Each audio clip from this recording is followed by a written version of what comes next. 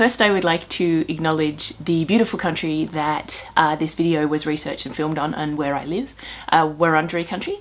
I would like to acknowledge the elders past, present and emerging of the Wurunjeri people of the Kulin Nation. I would like to extend that acknowledgement to all Aboriginal and Torres Strait Islander people around Australia and to all First Nations people around the world.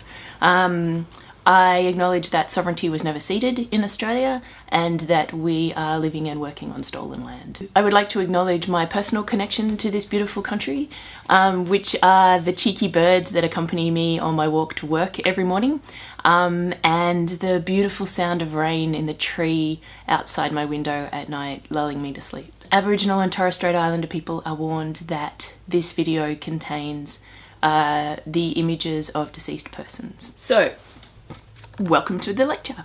Are you sitting comfortably? Have you got yourself a nice cup of tea? If you don't, I'll wait. Go.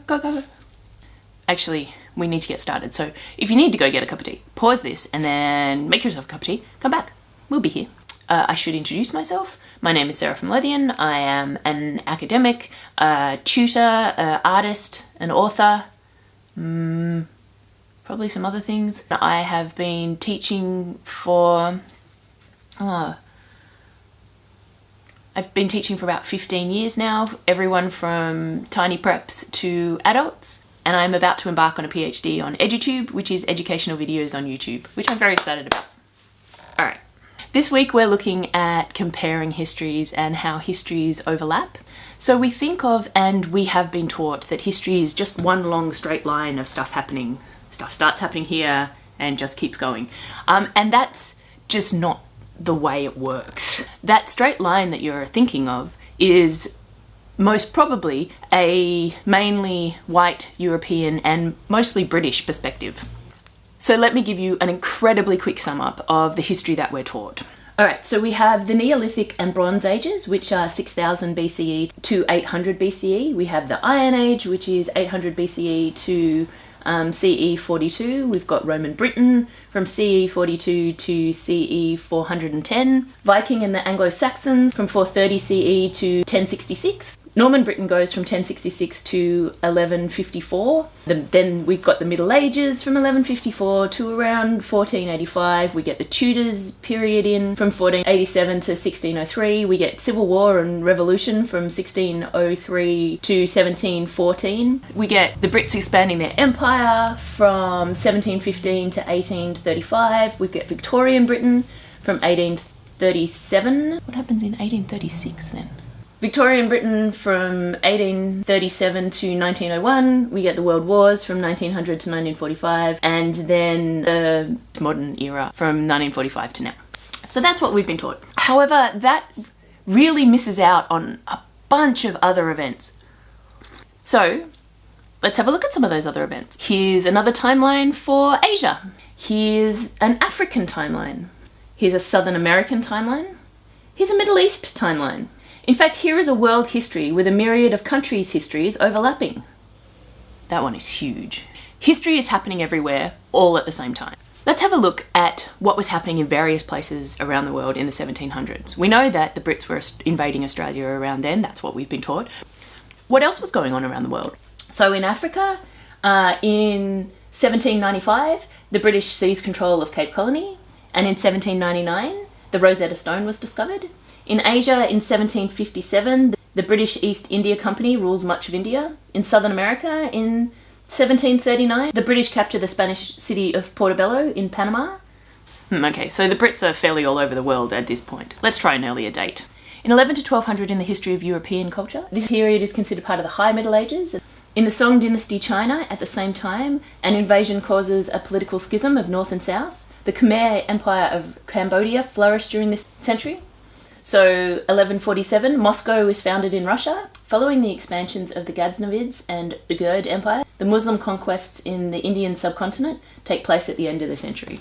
So even in that one century, loads of stuff were happening all around the world. As an aside, the world doesn't even agree on what year it is. It's 2019 in most of the world, and we don't have hover cars, and we don't have... What's the other cool thing we don't have? Teleporters, but we have a world of knowledge in our pocket, so, you know, swings and roundabouts. So 2019. This is what's referred to as the Gregorian calendar. It was introduced in the 1500s by Pope Gregory XIII. Before this, Europe used the Julian calendar, which was implemented by Julius Caesar in 46 BCE. But not every country uses the Gregorian calendar. Take Nepal. They don't use the Gregorian calendar. They use their own calendar, which is called the Bikram Sambat. And so it's not 2019 in Nepal, so it is in fact 2076. In Afghanistan and Iran, it's 1398. They use the solar Hijri calendar, and its determination of the start of each year is astronomically accurate year to year, as opposed to the more fixed Gregorian calendar. In Ethiopia, it's 2011. A year in the Ethiopian calendar is 13 months long, with 12 months of 30 days each. The last month has 5 days in a common year and 6 days during a leap year. And there are some countries that use both their own calendar and the Gregorian calendar. In Bangladesh, for example, it's both 2019 and 1426 in the Bangladeshi civil calendar. In India, it's both 2019 and 2076 in their Hindu calendar. The Hindu calendar is based on lunar months corresponding to the phases of the moon. In 1 year, there are 12 months of 29.5 days, accounting for a total of 354 days. In Israel, it's 2019 and 5,779. The Hebrew calendar started at the time they believe creation happened, which is placed at 3,761 BCE. Why do we think that history is just a single straight line? Here is a timeline of wars in the 20th century. Here is a timeline of inventions in China. Here is an excellent history of food. It's a really interesting timeline, but it doesn't mention any Indigenous Australian foods. But it does talk about when foreign food was introduced into Australia, which was the Americans during the 19th century gold rush. History is basically the process of turning a bunch of stuff that happened into stories we tell about it. Those stories are important because they give shape to and define who we are as a community. They're the core of our community identity. And those stories could be books, they could be rituals, they could be songs, they could be poems, movies, whatever. It's not so important how those stories are expressed, but more that they are the stories we tell about ourselves. And because stories and community are about unification, about that we are all the same, we cast ourselves as the hero of our own stories. But there are always other people in that story too. The other cultures we oppress, they have stories too. They have their view of the story and they have their own opinions on the events. Sometimes people's take on history astounds the others in that history, and sometimes people's take on history astounds even those around them. So as an example, let's talk about terra nullius. Terra nullius was what the British used to invade Australia, and it basically comes down to they claimed the land wasn't being used for cultivation, that they couldn't find civilization, and that the native folk were just simple hunter-gatherers. And so, for reasons, they're allowed to take that land. Cook's voyage of exploration had sailed under instructions to take possession of the southern continent if it was uninhabited, or with the consent of the natives if it was occupied. Either way, it was to be taken. On his arrival, Cook declared the land he called New South Wales to be the property of Britain's King George III and ignored the inconvenient fact that the land was already well populated. His failure to even attempt to gain the consent of the natives began with the legal fiction that Australia was waste and unoccupied. On the 29th of April, 1770, Cook and a small landing party fired on a group of Dharawal people who sought to prevent the British from landing at the foot of their camp at Botany Bay, described by Cook as a small village. A small village, huh? Terra nullius indeed. Cook was followed soon enough by the arrival of the First Fleet, under Captain Arthur Phillip, whose mission was to establish a penal colony and take control of Australia. When the First Fleet arrived in Sydney Cove, it is said that Captain Phillip was astounded with the theory of Cook's terra nullius, saying, "Sailing up to Sydney Cove, we could see natives lining the shore, shaking spears and yelling."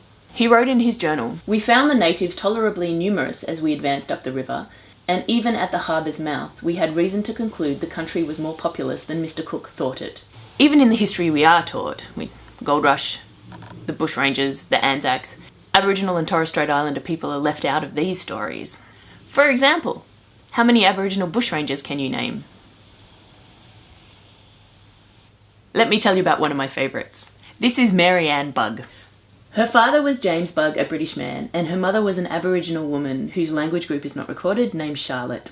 Marianne attended school somewhere in Sydney where she learnt literacy, numeracy and domestic skills before returning to Berwick when she was around 10 years of age. Bug was living in the Bathurst district with her partner John Burrows when gold was discovered at the Turin River. By mid-1955, Bug had left Burrows and was living with ex-soldier James McNally. McNally was a farmer at Kooyal, north of Mudgee, and it was there in 1860 that Bug met ticket of leave convict Frederick Ward, later to become the bushranger Captain Thunderbolt. Why doesn't Marvel make a film about that? Captain Thunderbolt! Thunderbolt, I'm totally just going to refer to him as Thunderbolt. Thunderbolt was a convict on a ticket of leave. So basically it's like parole. He had stuff he had to do. He wasn't allowed out of the area.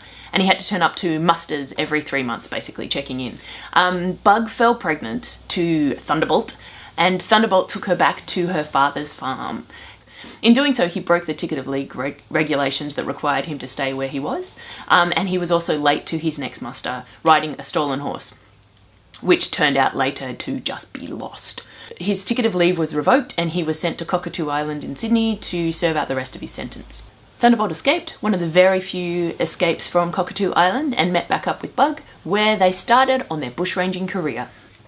Bug acted as Thunderbolt's scout, so scouting out the area for enemies and police, helping keep him safe from the troopers. Several reports described her looking like a young man wearing knee-length Wellington boots, moleskin trousers, a Crimean shirt, a monkey jacket and a cabbage tree hat, the dress of a flash stockman of the day and at a time when women did not wear men's clothing. Also, she rode astride as a man did, and not side saddle as was customary for women on those days. She was proud of her association with Ward and on several occasions referred to herself as the Captain's Lady.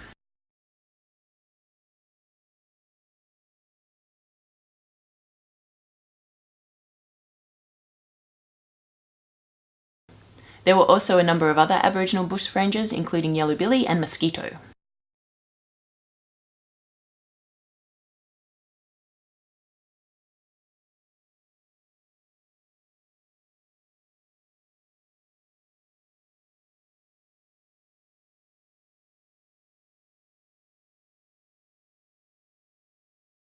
So let's talk about the gold rush. One of the biggest impacts that Aboriginal people had on the gold rush was through the role of the Native Police. Members of the Native Police Corps were the first police on the goldfields. John Chandler recorded his reactions when he first saw the Native Police Corps in Melbourne. They looked enough to frighten anyone. Their black faces, big white eyes, long moustache, long swords, carbines and a pair of pistols in their holsters was a caution to timid people. Or the Anzac. Mick Dodson, a Yawuru man, barrister and academic, writes, "They're inspiring stories of the courage and sacrifice of Aboriginal and Torres Strait Islander Australians across the globe. From the Zulu plains of South Africa to the trenches of Belgium and France, to the dugouts that stood between Rommel's tank and Tobruk, to the north of Australia, to the muddy tracks of New Guinea, the battles in Korea and Vietnam, and other places of service and sacrifice. Aboriginal and Torres Strait Islander Australians were fighter pilots and infantry officers. They escaped from behind enemy lines, they manned the big guns, they watched our coasts. They were stockmen who mustered and killed cattle to feed troops, and they were women who enlisted in the Army, Air Force and Navy and served as nurses, communication experts, logistical support and many other crucial roles. They were also wives, mothers, aunts, nieces and sisters carrying the worry for those in combat abroad. At our nation's time of greatest peril in 1942, it was the Torres Strait Islanders, the Tiwi Islanders and the Yolngu of Arnhem Land who kept watch on our northernmost border. How many Australians know that Matthias Ulungura, a young Tiwi Islander, captured and disarmed the first Japanese serviceman taken as a prisoner of war on Australian soil in 1942? And then there are things that Australia leaves out of its history, like the Frontier Wars. The Frontier Wars refer to conflicts between European and Aboriginal people, including battles, acts of resistance and open massacres from 1788 to the 1930s. Historians have argued for years over how many Indigenous people have been killed in colonial violence. Some say approximately 2,000 Indigenous people were killed and between 2,000 and 2,500 Europeans were killed. Historian Henry Reynolds estimated that about 30,000 Indigenous people and approximately 5,000 Europeans died in his 2013 book Forgotten War. In 2014, two Queensland University researchers suggested the death toll may have reached 60,000 Indigenous people in Queensland alone. It is estimated that over 750,000 Aboriginal people inhabited the island continent in 1788. Between 1788 and 1900, the Indigenous population of Australia was reduced by around 90%. Some significant contents in the Frontier War include the Appin Massacre of New South Wales in 1816, the Black War of Tasmania from 1824 to 31, the Pinjarra Massacre of Western Australia in 1834, the Myall Creek Massacre in 1838, the Kilcoy and Whiteside poisonings from 1842 to 47, the Flying Foam Massacre in 1868, the Skull Hole or Mistake Creek Massacre at Bladensburg Station in Queensland in the late 1800s, and the Coniston Massacre of 1928. When researching the Frontier Wars, I found this really powerful quote from NITV. Acknowledging the Frontier Wars gives the Aboriginal and Torres Strait Islander peoples the dignity of saying this land was not taken without a fight. And yet, official Australian history taught in schools doesn't acknowledge this.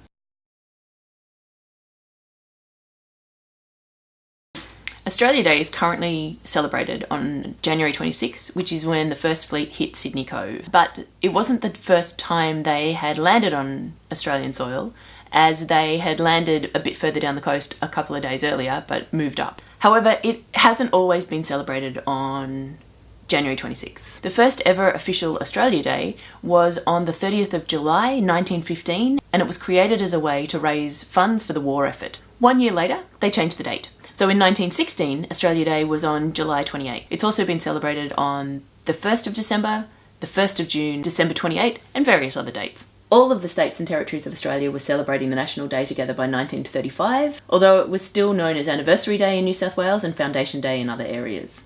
First Nation peoples have been protesting the date for almost the same amount of time, with the first official day of mourning being held by the Aborigines Progressive Association in 1938.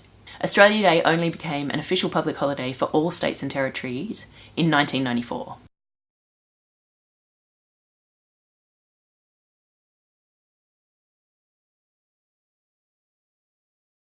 Public holidays.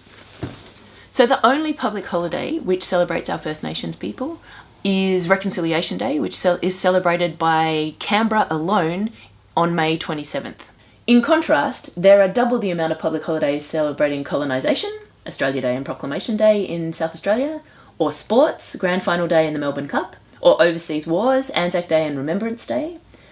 There are also 3 public holidays celebrating Secular Day, like Bank Day, May Day, and the excellent sounding Picnic Day in Northern Territory. There are 5 public holidays for significant days in the Christian calendar, which according to the Australian Bureau of Statistics in 2016, only 52% of Australians identify as some variety of Christian. We even have a public holiday for the Queen's birthday, which is on June 8th, which isn't her birthday. The holiday was established by her dad, whose birthday was also not on June 8th. He had a birthday in January, which in England is cold and rainy, one of the winter months. So he declared that his birthday celebrations would be on June 8th, so he could have a nice sunny summer's day. So let's look at some significant days that celebrate Aboriginal and Torres Strait Islander people. Let's start with the only one that is a public holiday, Reconciliation Day. Reconciliation Day is a public holiday in the Australian Capital Territory, which was held for the first time on the 28th of May 2018. It marks the start of National Reconciliation Week. It is held on the Monday after or on 1967 referendum, in which Australians voted overwhelmingly to amend the Constitution to include Aboriginal people in the census and allow the Commonwealth to create laws for them. And Reconciliation Day kicks off Reconciliation Week. Reconciliation Week is from the 27th of May to the 3rd of June. It's a time for all Australians to learn about our shared histories, cultures and achievements, and to explore how each of us can contribute to achieving reconciliation in Australia. The dates for Reconciliation Week remain the same each year, 27th of May to the 3rd of June. These dates commemorate 2 significant milestones in the reconciliation journey, the successful 1967 referendum and the High Court Mabo decision, respectively. And NAIDOC Week. NAIDOC Week celebrations are held across Australia each July to celebrate the history, culture and achievements of Aboriginal and Torres Strait Islanders. NAIDOC is celebrated not only in Indigenous communities, but by Australians from all walks of life. This week is a great opportunity to participate in a range of activities to support your local Aboriginal and Torres Strait Islander community. NAIDOC originally stood for National Aborigines and Islanders Day Observance Committee. The committee was once responsible for organising the national activities during NAIDOC Week, and its acronym has since become the name of the week itself. National Sorry Day is held on May 26 since 1998 to remember and commemorate the mistreatment of the country's Aboriginal people. National Sorry Day is held on the 26th of May each year to acknowledge and recognise members of the stolen generations. Charles Passy from the Mer Island group in the Torres Strait and chair of the Aboriginal and Torres Strait Islander Healing Foundation shares his thoughts on the importance of National Sorry Day. National Sorry Day is important to us as Australia's First Peoples because we use it to remember and recognise our stolen generations. Most Aboriginal and Torres Strait Islander people I know have been affected either directly or indirectly by this terrible part of our history since European colonisation. With no disrespect intended, I am a strong advocate from turning our hurt from the past into something positive for our community and our future generations, as a sign of taking our destiny into our own hands. That's why I was very happy to hear the recommendation from the Bringing Them Home report, tabled in Federal Parliament on the 26th of May 1997, that a National Sorry Day be celebrated each year. And that's just what we've been doing since 1998. I see this as a positive contribution to our healing journey, just as the National Apology was 5 years ago. So what are our takeaway points from this lecture? 1. That history is not a true reflection of the events that happened, but the overlapping stories that people tell about the events. And those stories are presented from many different angles. 2. That those stories also often leave out other experiences and events that were happening. And 3. That the Australian history that we are taught has huge gaps in it when it comes to our Aboriginal and Torres Strait Islander people. So what does this mean for us as teachers? And how will what you've learnt today impact on your future teaching? You can discuss this in your tutes if you like.